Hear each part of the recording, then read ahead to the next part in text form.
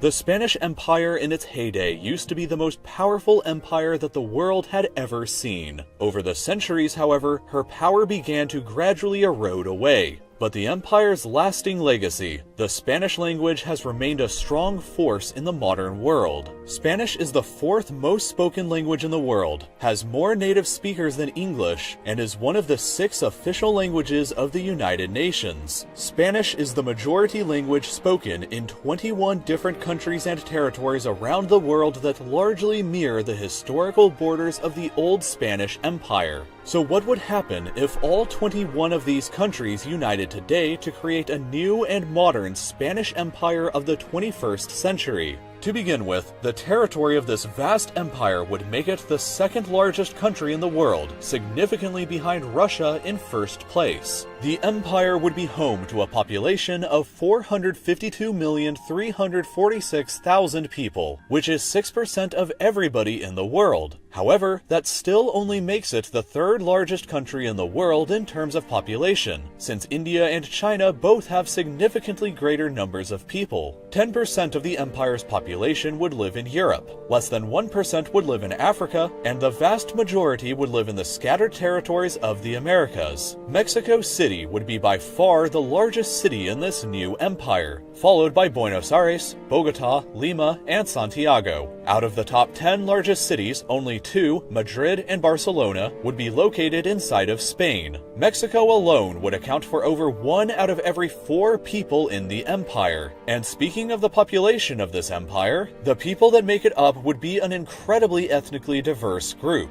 Mestizos, meaning people of mixed European and Amerindian heritage, make up the majority of this population at 60%, while people that identify as exclusively white make up 18% of the population, and people that identify as exclusively Amerindian or indigenous make up a further 14%. People who identify as black make up 3%, and the remaining 5% is a mixed group of various other ethnicities. The empire would also be overwhelmingly Catholic, with 72% of the population adhering to this faith. 1 out of every 4 Catholics in the entire world would call the new Spanish Empire home, while a further 13% of the empire's population would be Protestant, and 10% would be irreligious, agnostic, or atheist. Of course, Spanish would be by far the most spoken language in the empire. 94% of the population would claim Spanish as their mother tongue, while hundreds of various indigenous languages of the Americas would be spoken by a further 5% of the population.